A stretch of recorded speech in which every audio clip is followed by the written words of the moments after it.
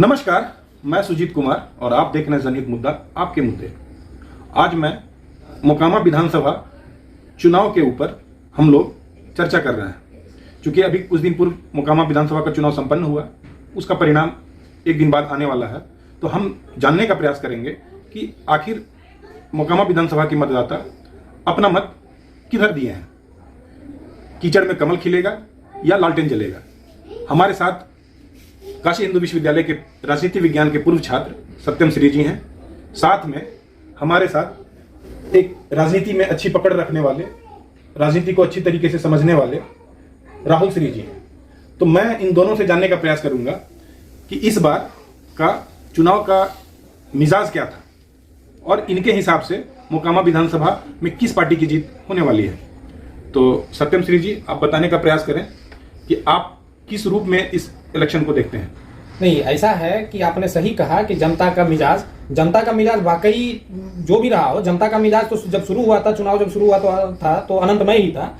लेकिन बीजेपी का जो कुशल प्रबंधन रहा चुनाव को, इसने चुनाव को खींच के उसकी झोली में ला दिया। ठीक है, चाहे आप चिराग पासवान को ले लें या फिर उनके कैंपेनिंग और स्ट्रेंथनिंग को ले लें। जिस हिसाब से जनता के पास डोर टू डोर इन लोगों ने ये किया है, मतलब इनका मैनेजमेंट तगड़ा था, चुनाव मैनेजमेंट तगड़ा था, और इस वजह से ये पक्का है कि मोकामा बीजेपी की झोली में जा रहा है। राहुल श्री जी, आप बताइए, आपका इस पे क्या नहीं, बीजेपी का सांगठनिक क्षमता इस चुनाव में देखने को मिला है और बीजेपी ने ये बिहार में ये मैसेज देने का काम किया है कि वो अपने सांगठनिक क्षमता के बल पर महागठबंधन को बिहार में कहीं भी टक्कर दे सकती है। जहां तक यहाँ समीकरण के हिसाब से महागठबंधन की जीत सुनिश्चित थी, लेकिन इस बार ये कुप्रबंधन के शिकार हुए हैं महागठबंधन के लोग और लोगों का मिजाज जानने में सफल नहीं हो पाए हैं। तो क्या इस इलेक्शन को क्लोज कंटेस्ट माना जाए? हाँ बिल्कुल, ये मुझे क्लोज कंटेस्ट ही दिखाई पड़ता है और लगता है कि 2005 के विधानसभा चुनाव की पुनरावृत्ति होने वाली है, जिसमें कॉन्फिडेंट के साथ ये नहीं कहा जा सकता है कि यहाँ महागठबंधन जीत रही है या ये भाजपा जीत रही है। क्योंकि मोकामा विधानसभा क्षेत्र जो है वो सवर्ण बहुल क्षेत्र है और भारतीय जनता पार्टी का ऐसा मत है कि वह सवर्ण पे ज्यादा उनकी पकड़ है। लेकिन मेरा ऐसा मानना है कि अनंत सिंह मोकामा विधानसभा क्षेत्र में अनंत सिंह की अच्छी पकड़ है। परंतु अगर राजनीतिक विश्लेषण के तौर पे अगर देखें और इन दोनों का मत लगभग एक तरफा दिखता है, तो कहीं ना कहीं एक बात जाती है कि भाजपा का स्ट्रेटजी इस बार का जो रहा है वो एक समझने का विषय है और उसकी रणनीति को भी हम लोग किस तौर पे देखते हैं।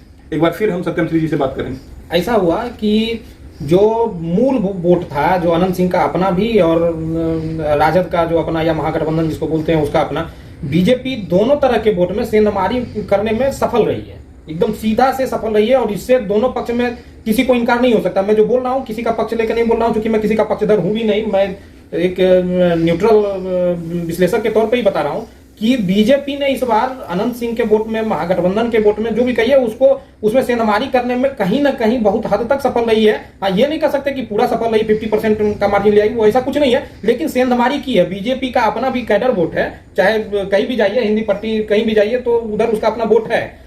कुछ जाति विशेष भी हैं जो बीजेपी के ही हैं। उसके बावजूद भी जो महागठबंधन का वोट था उसमें भी इन लोगों ने सेंधमारी करने का काम किया है अच्छे ढंग से, और इसका परिणाम आपको कल दिखेगा। कल आपको दिखेगा और मार्जिन भी रहेगा 5 से ऊपर और 10 के नीचे, 5000 से ऊपर और 10,000 के नीचे रहेगा मार्जिन।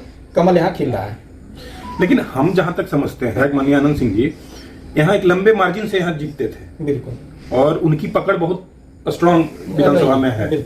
लेकिन अगर आप लोग अगर ऐसा बोल रहे हैं कि इस बार जो है वो बीजेपी अपना करिश्मा दिखाया है, तो एक लंबा मार्जिन को कवर करना बीजेपी के लिए कितना है, किस रूप में देख रहे हैं? बीजेपी को कवर करने के लिए तो ये एड़ी चोटी एक वो किया है, लेकिन तमाम बीजेपी के दावों के बावजूद भी और महागठबंधन के कुप्रबंधन के बावजूद भी महागठबंधन के तरफ ही ये समीकरण दिखता है।